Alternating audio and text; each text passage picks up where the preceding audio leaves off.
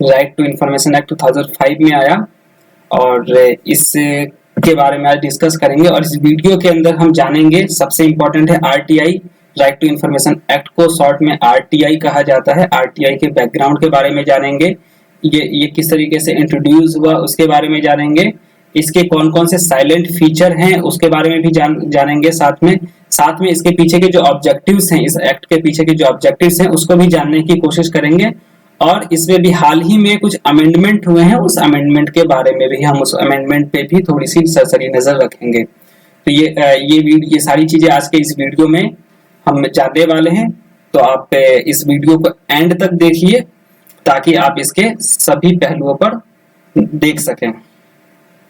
चलिए शुरू करते हैं इसके बैकग्राउंड की। जब हम इसके बैकग्राउंड की बात करते हैं तो आरटीआई एक्ट 2005 में पास हुआ, लेकिन इसको लगभग 10 साल लग गए। यहाँ तक पहुंचते पहुंचते इस एक्ट को एक सही रूप, सही स्ट्रक्चर मिलते मिलते 10 साल लगे। काफी लंबा सफर तय करने के बाद यह सही तरीके से आज हमारे सामने है, जिसका इस्तेमाल कर हम बहुत सारे इंफॉर्मेशन प्राप्त कर पाते हैं। पहली बार अगर हम बात करें 1996 में प्रेस काउंसिल ऑफ इंडिया ने पहली बार एक ड्राफ्ट तैयार किया और बाद में इसको मॉडिफाई किया गया 1997 में और इसको नाम दिया गया फ्रीडम ऑफ इंफॉर्मेशन बिल।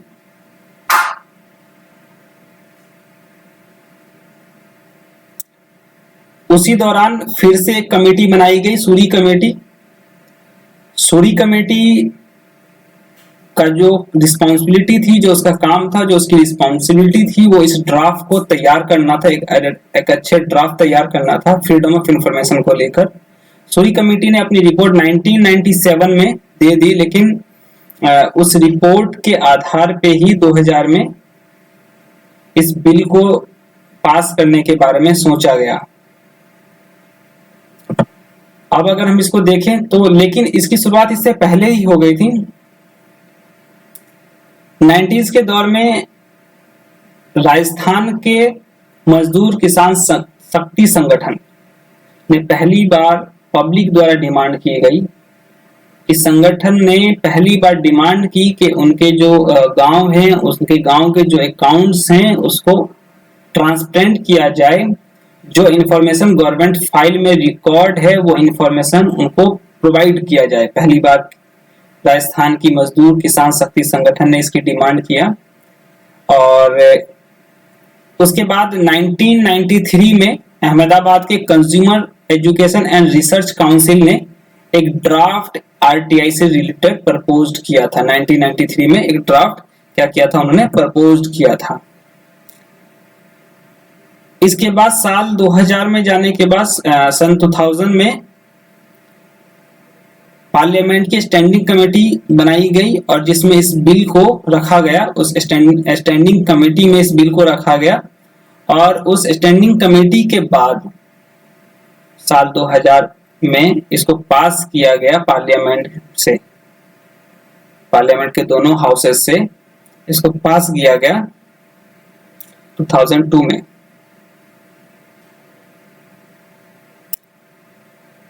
लेकिन उसके बाद अब इस एक्ट का बैड लक कहिए या गवर्नमेंट का नजरिया, तब भी इस पे कुछ खास काम नहीं हुआ। साल 2004 में फिर से यूपीए गवर्नमेंट आई। इससे पहले अटल बिहारी वाजपेयी के नेतृत्व में सरकार थी। उसके बाद यूपीए गवर्नमेंट आई मनमोहन सिंह के नेतृत्व में। उन्होंने प्रॉमिस किया कि राइट टू इंफॉर्मेशन एक्ट जो है वो एक मीनिंगफुल होगा और उसको वो लेकर आएंगे और इस एक्ट को कॉमन मिनिमम प्रोग्राम के तहत लेकर आएंगे वो। तो अपने वादे के तहत उन्होंने क्या किया, नेशनल एडवाइजरी काउंसलिंग बनाई। नेशनल एडवाइजरी काउंसलिंग का क्या काम था, उन्होंने जो गवर्नमेंट के कॉमन मिनिमम प्रोग्राम थे उसकी इम्प्लीमेंटेशन को लुक आफ्टर करने का जिम्मेदारी जो थी वो नेशनल एडवाइजरी काउंसलिंग को थी, जिसको गवर्नमेंट ने सेटअप किया। लेकिन तब भी कोई लॉ ढंग का नहीं लेकर आ पाई गवर्नमेंट। तो सन 2004 में सुप्रीम कोर्ट के अंदर पीआईएल दाखिल की गई, पीआईएल दर्ज किया गया और उसमें डिमांड की गई कि आरटीआई इंफॉर्मेशन, जो राइट टू इंफॉर्मेशन एक्ट है वो आए, तो कोर्ट ने तब जाके गवर्नमेंट को ऑर्डर दिया कि आप राइट टू इंफॉर्मेशन एक्ट बनाएं। फाइनली तब जाके 2005 में इसे लागू किया गया। तो इस तरीके से काफी लंबा सफर तय करने के बाद आरटीआई एक्ट पहली बार साल 2005 में तैयार हुआ। और ये जो एक्ट है, ये एक्ट जो तैयार हुआ जून 2005 में हुआ और इसको इनफोर्स में लाया गया, तो इसको लागू किया गया अक्टूबर 2005 में। और जैसे ही ये एक्ट आया, इसने क्या किया, रिप्लेस कर दिया फ्रीडम ऑफ इंफॉर्मेशन एक्ट 2002 को, इसने रिप्लेस कर दिया। और इसके बाद ये लीगल राइट हो गया हर सिटीजनशिप का, हर सिटीजन का ये लीगल राइट हो गया कि अब वो इंफॉर्मेशन लीगली तौर पे गवर्नमेंट से डिमांड कर सकता था। कोई भी जो ऑर्गेनाइजेशन है उससे वो डिमांड कर सकता था। आरटीआई की जो मैकेनिज्म है उसको इंश्योर जो करता है वो आर्टिकल 19(1)(a) जो है उसको इंश्योर करता है। अब इसके साइलेंट फीचर अगर हम कुछ देखें तो इसके जो मेन साइलेंट फीचर हैं वहां पे उसकी बात करते हैं अगर हम, तो जो इसका प्रोविजन है सबसे पहला कि इसमें कोई भी इंडियन इंफॉर्मेशन के लिए रिक्वेस्ट कर सकता है पब्लिक अथॉरिटी से, और पब्लिक अथॉरिटी को विथ इन 30 डेज 30 दिन के अंदर उसे इंफॉर्मेशन प्रोवाइड करना होगा। ये सबसे बड़ा फीचर है इसका। इसी फीचर के तहत सभी आप जो इंफॉर्मेशन है वो पब्लिक अथॉरिटी है वो प्रोवाइड कराती है। कि इसका जो सबसे बड़ी क्वालिटी है कि जो इंफॉर्मेशन मांगी गई है इंडियन सिटीजन द्वारा उसको 30 डेज के अंदर प्रोवाइड कराना होगा। अगर हम दूसरे तरीके से इसको देखें तो जो रिक्वेस्ट है वो सबसे पहली बार पब्लिक अथॉरिटी को दी जाएगी। पब्लिक अथॉरिटी क्या करेगा, उसे पब्लिक इंफॉर्मेशन ऑफिसर को प्रोवाइड कराएगा, चाहे वो सेंटर में हो या स्टेट में हो, जो भी पब्लिक इंफॉर्मेशन ऑफिसर है उसको प्रोवाइड कराया जाएगा, जिसका काम होगा इंफॉर्मेशन प्रोवाइड कलेक्ट करना और फिर उसके बाद जिसने रिक्वेस्ट की इंफॉर्मेशन की उसको प्रोवाइड कराना।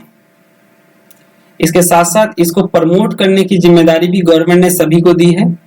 जितने भी गवर्नमेंट बॉडीज हैं वो इसको प्रमोट करने की भी जिम्मेदारी है, क्योंकि इससे जो ऑफिस के वर्क में ट्रांसपेरेंसी बनती है और इसके बाद से ही ज्यादातर डाटा को और रिकॉर्ड्स को कंप्यूटराइज्ड किया गया है।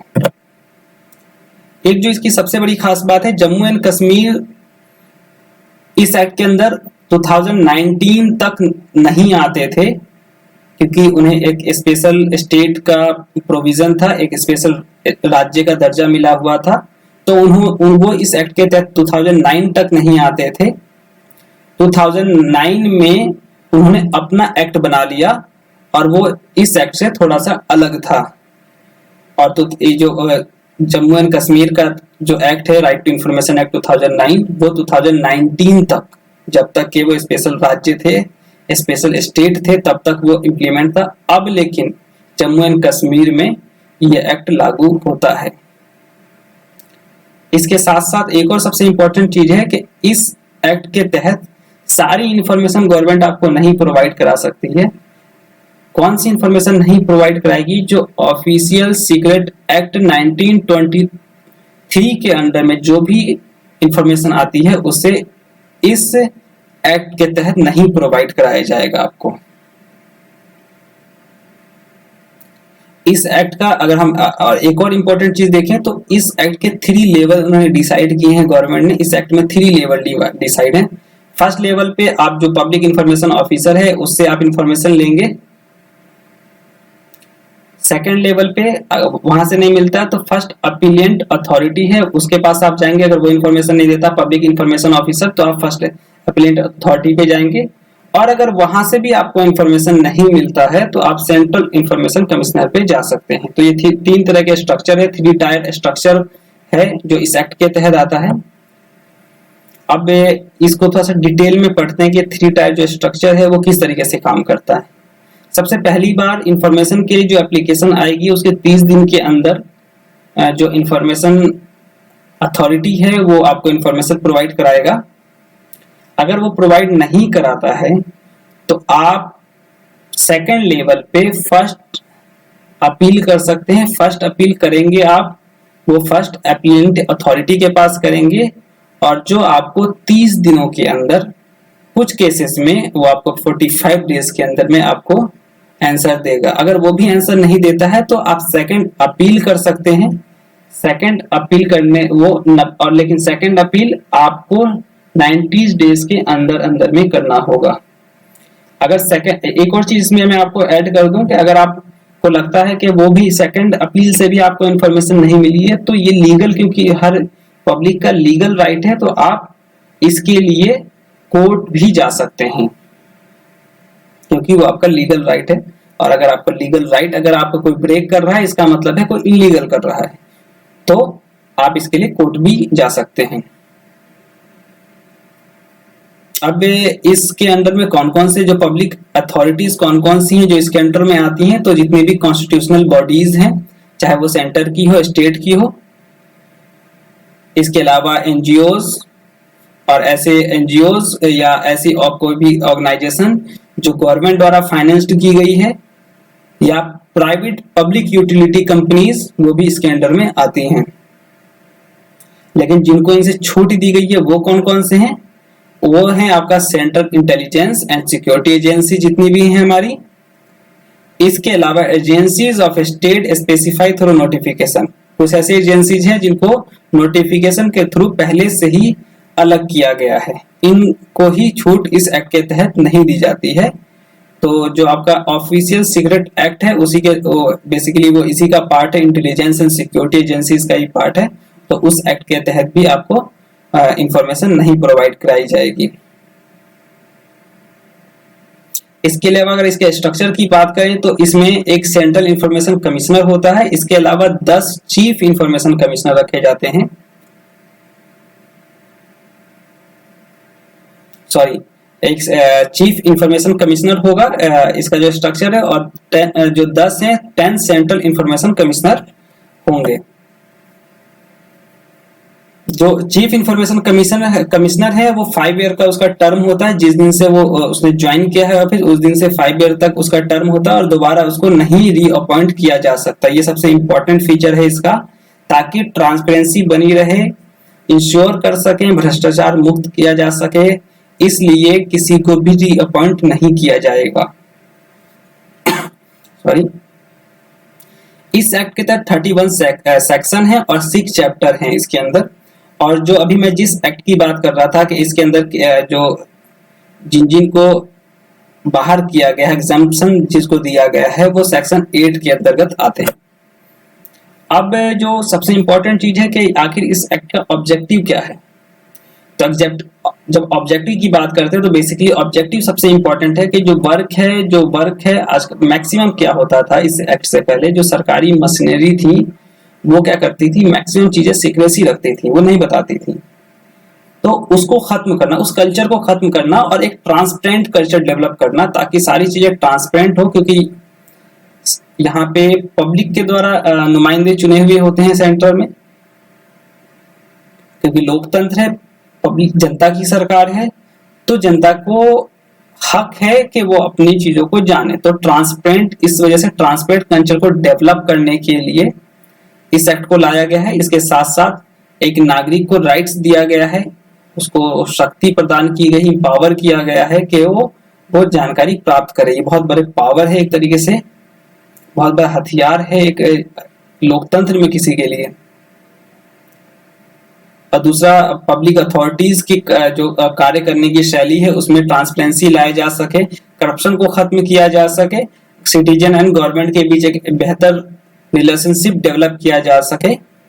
ठीक है, तो इन सब चीजों की वजह से जो है ये सारे ऑब्जेक्टिव्स हैं जिसकी वजह से ये एक्ट लेकर आया गया है। अगर अभी हाल फिलहाल में एक अमेंडमेंट हुआ है, ज्यादा वो अमेंडमेंट इंपॉर्टेंट नहीं है, फिर भी उसके बारे में थोड़ी सी जानकारी आपको होनी चाहिए। ये अमेंडमेंट बेसिकली जो सेंट्रल इंफॉर्मेशन कमिश्नर है उसको लेकर है और उसकी पावर को लेकर है, उस पे कंट्रोल को लेकर है। तो जो सेंट्रल इंफॉर्मेशन कमिश्नर है, इस अमेंडमेंट के बाद वो सेंट्रल गवर्नमेंट के हैंड में ही होगा, वो सेंट्रल गवर्नमेंट जो है उसको हैंडल करेगा। और इसके साथ साथ उसके जितने भी पे और अलाउंस हैं वो जो है वो सेंटर और स्टेट जो है प्रिस्क्राइब्ड करेंगे, और लेकिन वो किसके प्रिस्क्राइब्ड बाय सेंट्रल गवर्नमेंट होगा, सेंट्रल गवर्नमेंट जो है उसको प्रिस्क्राइब्ड करेगा। इसके साथ साथ जो इंफॉर्मेशन कमिश्नर है उसकी जो अपॉइंटमेंट होगा वो सेंट्रल इंफॉर्मेशन कमिश्नर या फिर इंफॉर्मेशन कमिश्नर्स के जो भी अपॉइंटमेंट होंगे वो सेंट्रल गवर्नमेंट ही करेगा। तो ये कुछ अमेंडमेंट है। इसके अलावा आप अगर इसको थोड़ा सा और देखें, क्रिटिक नजरिए से आप देखें, तो इस एक्ट का बहुत ज्यादा जर्नलिस्ट के लिए यूज है। जितनी भी एक्सक्लूसिव खबरें आती हैं, जितने भी ऐसी जो इन्वेस्टिगेटिव जर्नलिज्म है, वो कई मायने में उसको बहुत इजी कर दिया है इसने। पहले इस तरह के इंफॉर्मेशन को निकालने के लिए बहुत मशक्कत करनी पड़ती थी एक जर्नलिस्ट को, लेकिन आज जो है क्या हो गया है कि इस एक्ट की वजह से इंफॉर्मेशन प्राप्त करना बहुत आसान हो गया है। आप एक आरटीआई लगाइए। हाँ, एक और चीज बता दूं कि आरटीआई जो जवाब देने के लिए आपको 10 रुपए देने होंगे। 10 रुपए जो है आपका इंफॉर्मेशन प्राप्त करने का चार्जेस है। 10 रुपए के आप डीडी के साथ या 10 रुपए के पोस्टल ऑर्डर के साथ अपने क्वेश्चन, अपने जो भी इंफॉर्मेशन आपको चाहिए उसके क्वेश्चन आप अथॉरिटी को देंगे तो आपको वो जवाब दे देगा। तो ये बहुत बड़ा राइट है जर्नलिस्ट के लिए कि आप आसानी से कोई भी इंफॉर्मेशन कलेक्ट कर सकते हैं। इन्वेस्टिगेटिव जर्नलिज्म बहुत इजी हो गया है। इसमें कई हद तक गवर्नमेंट कोशिश करती है कि जो इंफॉर्मेशन नहीं देनी है उसे ऑफिशियल सीक्रेट एक्ट के तहत मना करती है, लेकिन उसके लिए भी आपके पास ऑप्शन है कि आप सेकेंड लेवल पे, फर्स्ट लेवल पे, थर्ड लेवल पे, नहीं तो आप end of the day court में जाके उसके जवाब आप मांग सकते हैं। तो बहुत आसान हो गया है आज के टाइम में इंफॉर्मेशन कलेक्ट करना, और इस एक्ट का सही इस्तेमाल किया जाए तो ये बहुत फायदेमंद है सभी के लिए। तो उम्मीद है कि आपको समझ में आ गया होगा। कोशिश की मैंने इसको बहुत आराम से, बहुत एक एक चीज को बारीकी से बताने की। अगर आपको फिर भी थोड़ी सी कहीं कंफ्यूजन है तो इसको 1 से 2 बार और वीडियो अगर आप देख लेंगे तो बिल्कुल क्लियर हो जाएगा, और उसके बाद आपको कोई भी किसी तरह की कोई कंफ्यूजन नहीं होगी। फिर भी कोई कंफ्यूजन है तो आप मुझे कमेंट बॉक्स में कमेंट करके भी पूछ सकते हैं। तो आज के इस वीडियो में इतना ही। Thank you.